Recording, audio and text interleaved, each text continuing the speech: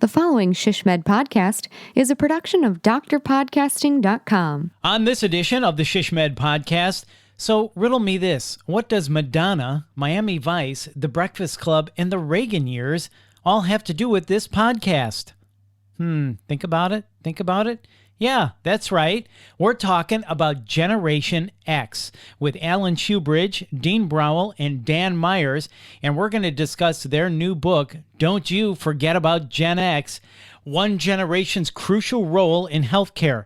Yeah, Gen X in healthcare. We're going to talk about it coming up right now. This is the ShishMed podcast, rapid insights for healthcare strategy professionals in planning, business development, marketing, communications, and public relations. I'm your host, Bill Klaproth, and with me is ShishMed board members Alan Shoebridge. Alan is the Director of Marketing for Salinas Valley Memorial Healthcare System.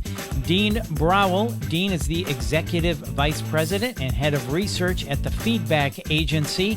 And Dan Myers. Dan is the Chief Strategy Officer for SPM. And we're going to talk demographics, what makes Gen Xers tick, strategies for engagement, and how Gen Xers relate to their generational neighbors, the Boomers and the Millennials. And for more information on all of this, you can check out their new book, Don't You Forget About Gen X, One Generation's Crucial Role in Healthcare. It's available now at Amazon.com. Alan, Dean, and Dan, welcome to the ShishMed podcast. As you know, we start every episode of the ShishMed podcast with rapid insights. One quick tip someone can use to make their marketing communications better today. Alan, you're up first. Give us your rapid insight. Well, thanks. Since we're talking about generations today, one thing marketers and communicators should be really thinking about is how to target people in their life stages, what matters to them, and why it's important. And we're going to talk about Gen X today, but that's what all marketers should think about. What is their audience? What matters to them? Where they are in their life stage? That's really the most important thing when you think about reaching out to your target audiences. Yep, that makes sense. All right, Dean, you're up. Give us your rapid insight. Yeah, just to speak of Gen X, just that don't think of them as being cynical, rather think of them as being skeptical. Okay. And Dan, wrap it up for us. What is your rapid insight? I just think it's really important to keep in mind that this is a really rich, diverse generation. They're the most likely generation to be married, the most likely generation to have kids, the most likely generation to have a household income greater than $100,000 a year. And they're also the most likely generation to worry about how they'll take care of themselves and their health as they get older. And that is your rapid insight. Alan, Dean, and Dan, thank you very much. And all of those rapid insights relate to our topic today as we talk about Generation X and healthcare. So, Alan, the generation of the big 80s and Ferris Bueller's Day Off and The Breakfast Club, they're all grown up now and coordinating care for their own children, personally dealing with their own aging and dealing with the increasing health needs of their parents. So what of this generation? What makes Generation X tick? What don't we know about Generation X that we should?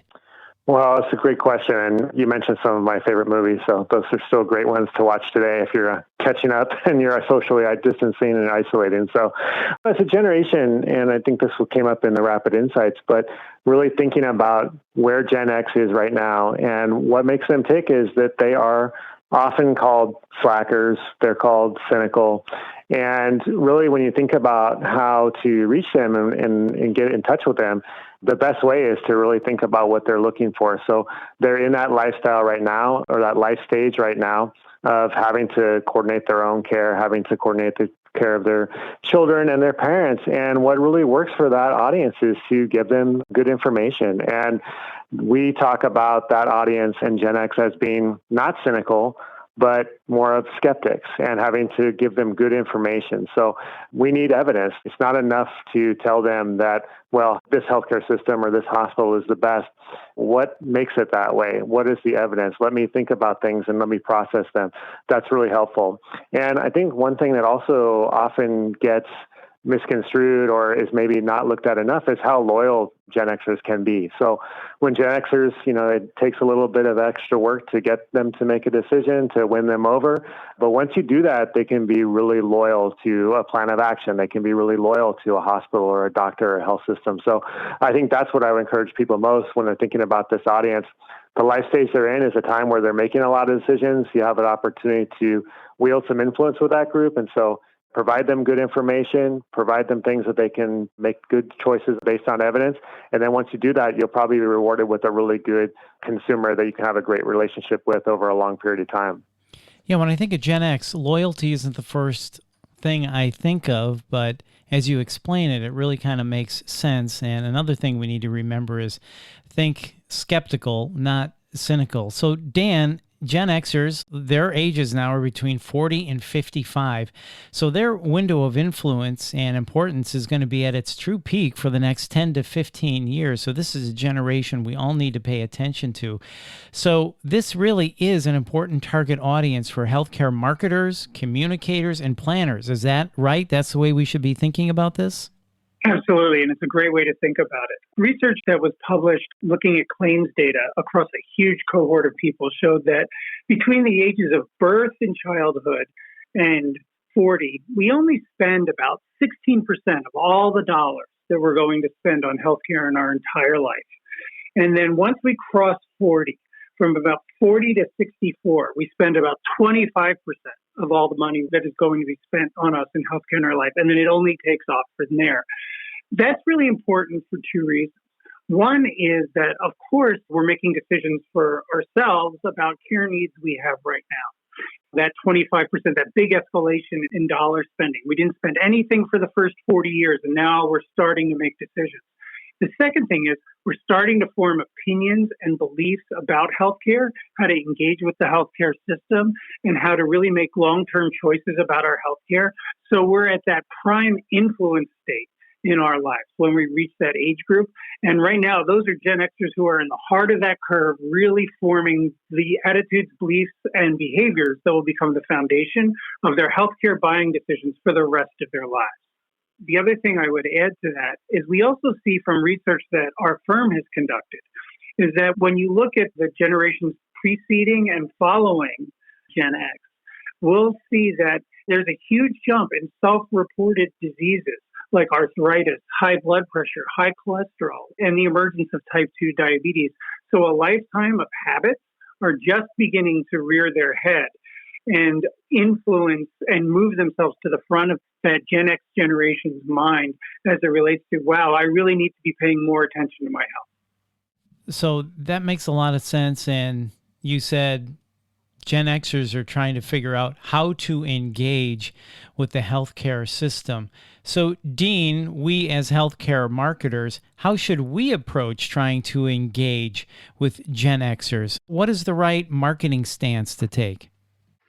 Yeah, well, I think building on what my co-authors have said, part of it is just really understanding who it is that you're speaking to and understanding that they kind of come at things a little bit differently than everyone else does. So I think being prepared for, as Alan said, their level of skepticism, I think is important because that means that they're going to want a certain amount of transparency. They also want to see, and I think this is important to have in your messaging towards Gen Xers, they like seeing the logic. They like moderation as well. And I think part of it that they're really looking for, and I think this is something that a lot of people feel, I think always ends up projecting too far, much younger, I think, generationally.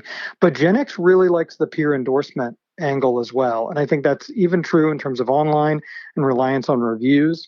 So I think really understanding, what the power of a testimonial, not a cheesy one, but a testimonial that really, opens up a bit and shows you what someone went through, that would potentially be very powerful for Generation X. And showing that kind of transparency and that logic, that's how you get to that loyalty marker. They're not going to give it freely. But if you can sort of show them the expertise, show them that people like them have made that same decision to go to you, that's an important kind of marketing angles to give that you might not normally think of when you think of Gen X, but it can really lead towards some really important loyalty. Right. So Gen X sometimes is called the forgotten generation. The two generations around them are bigger. And as you talked about using the words like people think they're cynical. So Gen X is finally having their moment. Alan, is Gen X ready for this? I mean, finally, their time has come. Are they ready for this? Tell us about that. Well, on one hand, no, probably not. So I aged in and I was Gen Xer. I mean, no one wants to really start consuming more healthcare, right? So it's not someone sits around and says, well, I can't wait till I turn 40 or 50 and I have to have those regular colonoscopies. Or no one's sitting around saying that. So on the one hand, it's like, no, do we want to age into this? No, we didn't. Are we prepared and doing a good job? Yes, I think we are rising to the challenge of really tackling our own healthcare, the healthcare of our parents, the healthcare of our children. I mean, we're doing that. We're there. And again, I don't know if anyone ever really wants to be there, but that's where we are. I would say one other kind of thing that's been sort of funny on some degree, obviously, as we've dealt with coronavirus, the pandemic, there's been so many unfortunate things from that.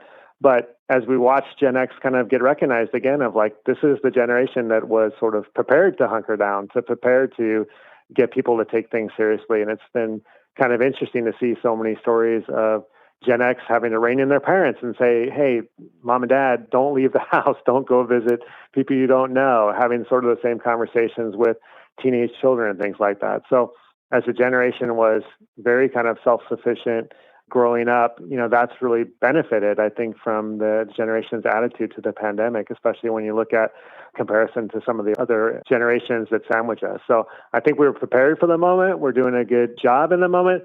But on the other hand, I don't think we're ever ready to really accept the fact that, yes, we're getting older and we're going to start using a lot more healthcare.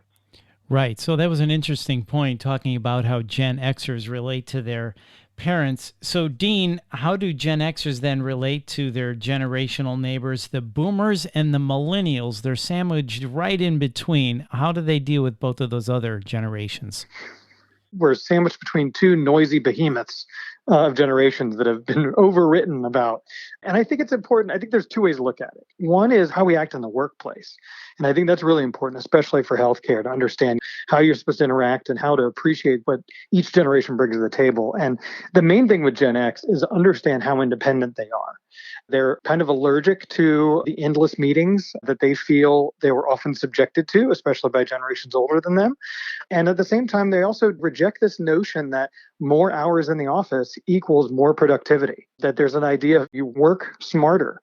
And they really want to fight for and retain that work-life balance. I know that gets put on millennials like they invented work-life balance, but Gen X really sort of took it partly as a course correction from what they felt with the boomers. So I think workplace-wise, they can be way more independent. And while they sometimes can come off as curt, I believe is generally speaking towards this idea of working smarter.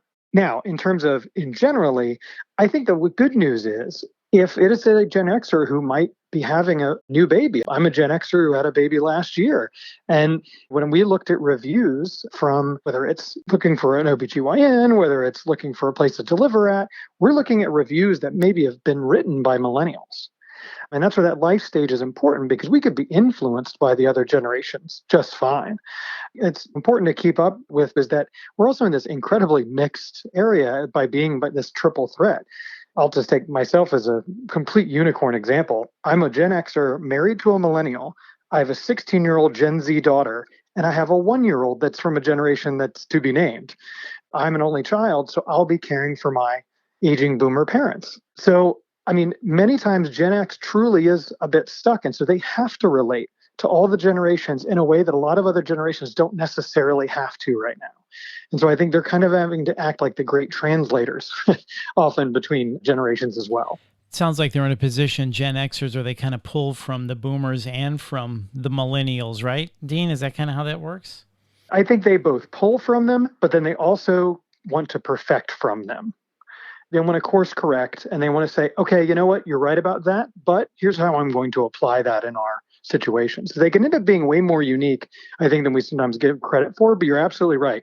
They look to both, but I think they're the ones who then go, okay, let's make it our own. I love this topic. I think it's going to be eye-opening for a lot of healthcare marketers because I think Gen X probably has flown a bit under the radar. So this book is going to be really important. Well, the book is called Don't You Forget About Gen X, One Generation's Crucial Role in Healthcare, available at Amazon.com right now. Alan, Dean, and Dan, thank you so much for your time. We appreciate it. Thanks, Bill. Thank you. Thank you for the opportunity. Once again, our thanks to our board members, Alan Shoebridge, Dean Browell, and Dan Myers. The book is called Don't You Forget About Gen X, One Generation's Crucial Role in Healthcare, available now at Amazon.com. And to learn more about SHSMD, please visit shshmed.org. And please subscribe to this podcast and visit our education page to learn about our upcoming programs at shshmed.org/education. And if you found this podcast helpful, and as always, come on, how can you not? Please share it on all of your social channels. We would appreciate it. This has been a production of Dr. Podcasting. I'm Bill Klaproth. See ya.